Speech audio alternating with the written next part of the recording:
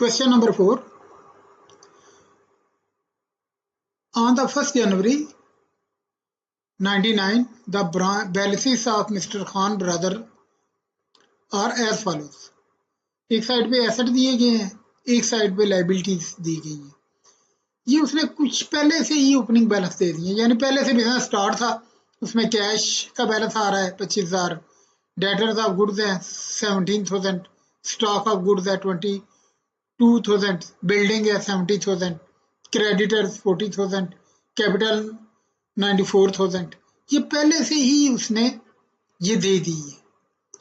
अब कहता है कि transaction during the month of January 1 में है परचेज गुड्स कैश बेसिस पे है, सब्जेक्ट टू ट्रेड डिस्काउंट। इसमें ये करेंगे कि हम ट्रेड डिस्काउंट की डेफिनेशन में ये होता है कि जो लिस्ट प्राइस होती है, ये लिस्ट प्राइस है, इसके अंदर से ट्रेड डिस्काउंट 10% लेस कर देंगे। जब लेस कर देंगे तो फिर उस कीमत पे हम इसको लिखेंगे। कैश जो है वो 10% लेस करके हमने पे करना है। चीज की वैल्यू 10% लेस करके है। इसकी मिसाल ये भी हो सकती है, जिस तरह अगर मार्केट में अब जाए तो वहां पे डिस्काउंट पे गुड्स लगी होती हैं, वो कहते हैं जी 20% ऑफ। अगर 1,000 की चीज है तो 20% ऑफ है, तो आपने ये नहीं लिखना कि 1,000 की चीज थी 20% ऑफ दी है उसने तो फिर मैंने इसको इतनी पेमेंट की है, इस तरह नहीं करना। आपने जिस कीमत पे खरीदी है आपने वो ही लिखनी है। डिस्काउंट को लेस करके जो अमाउंट बनेगी वो आपने लिखनी है अपनी बुक्स में। इसी तरह ये सब्जेक्ट टू ट्रेड डिस्काउंट जो है ये हम इसमें से लेस करके लिखेंगे।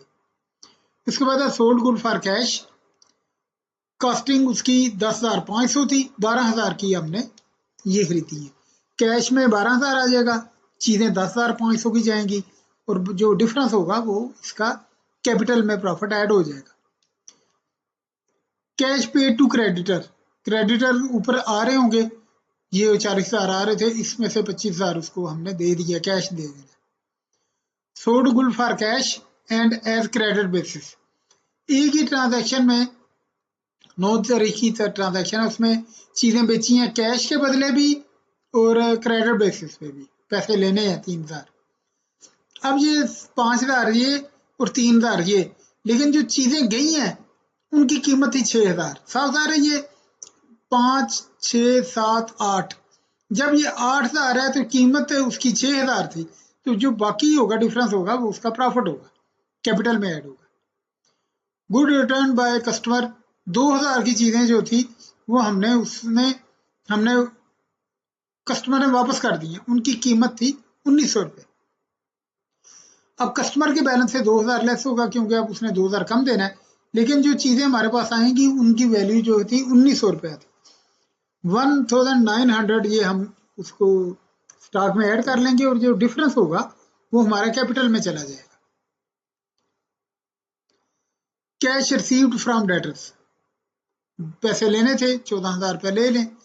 Cash paid for furniture purchase for owner domestic use, drawings की एंट्री है, कैश डेबिट हो जाएगा, ड्राइंग्स क्रेडिट हो जाएंगी। डेप्रिसिएशन ऑन बिल्डिंग है, डेप्रिसिएशन खर्चा होता है वियर एंड टीयर्स के, फिर एसेट की वैल्यू कम हो गई है तो बिल्डिंग के अंदर से भी ये लेस हो जाएगा, सॉरी ये बिल्डिंग के अंदर से भी ये लेस करेंगे, लेकिन साथ ही आप कैपिटल में से भी लेस करेंगे। बिल्डिंग की वैल्यू जो है वो 1,400 कम हो गई है और जो डेप्रिसिएट हुआ है वो हमारा खर्चा हो गया, कैपिटल हमारा कम हो जाएगा। Paid telephone bill, telephone bill हमने पे किया, खर्चा हो गया। पेड सैलरीज, ये भी खर्चा हो गया।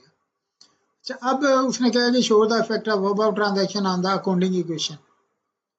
अकाउंटिंग इक्वेशन बना के देखते हैं। पहले एंट्री तो पहले ये सारे ऊपर लिख ले, लिख के हेडिंग लिख के उसके अंदर लिख के इसका टोटल कर लेंगे।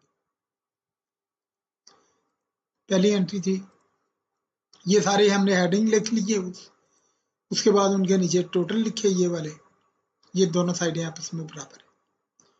उसके बाद दूसरी एंट्री पड़ी, purchase good for cash subject to trade discount, trade discount करके इसको लिखना है कैश, क्योंकि ट्रेड डिस्काउंट हमने 400 रुपए उसमें से लेस कर लेना है। चीजें हमारे पास 3600 की आई हैं और 3600 ही हमारा जो है वो कैश में हम लिख देंगे। अब इसका टोटल करेंगे तो ये टोटल आपको पता ही है बराबर होगा। अच्छा, उसके बाद एंट्री आई है जी sold good for cash costing. ये 12,000 की चीजें हमने कैश के बदले लिए सेल की हैं, लेकिन हमारी जो कॉस्ट थी वो 10,500 थी।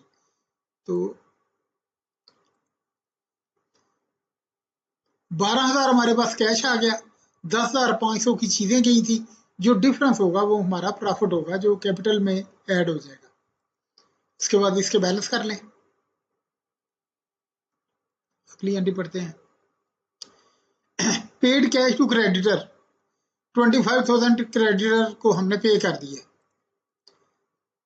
कैश भी कम हो गया, क्रेडिटर के पैसे भी कम हो गए, सिंपल एंट्री है। टोटल वगैरह कर लें इसके। उसके बाद देखें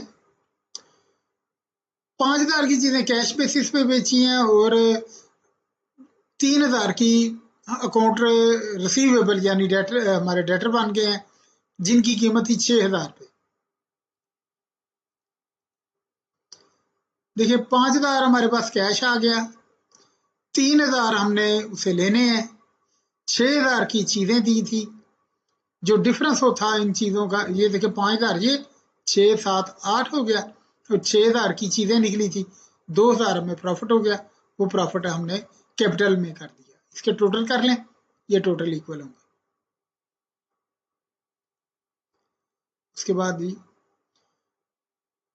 गुड रिटर्न बाय कस्टमर, 2,000 की चीजें उसने से वापस आ गई हैं, उनकी कीमत 1,900 रुपया थी। आप देखें 2,000 उससे जो अब हमने नहीं लेना क्योंकि उसने चीजें वापस कर दी थी, ये हमने कम किया, और जो चीजें थी उनको हमने अपने गुड्स में वापस रखा, तो उनकी कीमत थी 1,900 रुपया।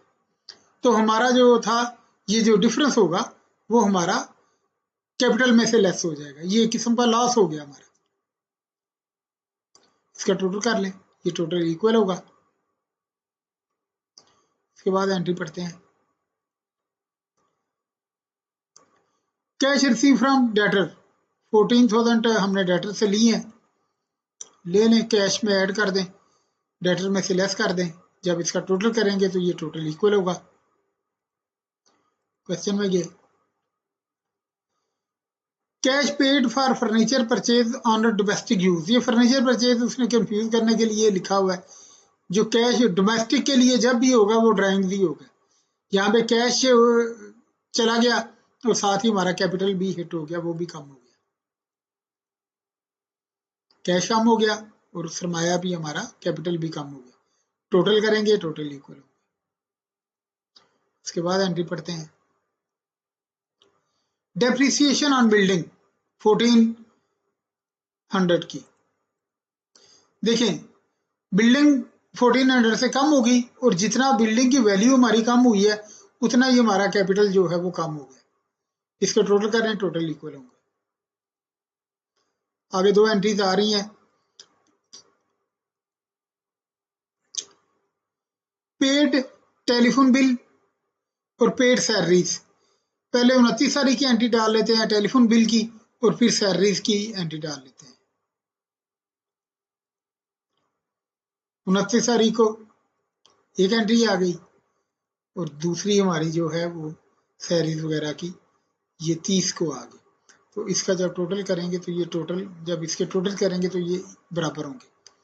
इस क्वेश्चन में दो कंसेप्ट थे जो बड़े अच्छे थे, एक तो पहले ही उसने ट्रेड डिस्काउंट का दे दिया था, लिस्ट प्राइस में से ट्रेड डिस्काउंट को लेस करते हैं।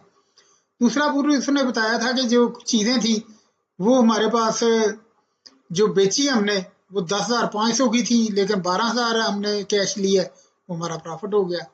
फिर उसने कहा कि यह कुछ चीजें हमने नकद बेच दी थी, कुछ पैसे लेने थे, 6,000 की चीजें थी, तो जब इसका डिफरेंस हमने देखा तो वो हमें प्रॉफिट हो गया।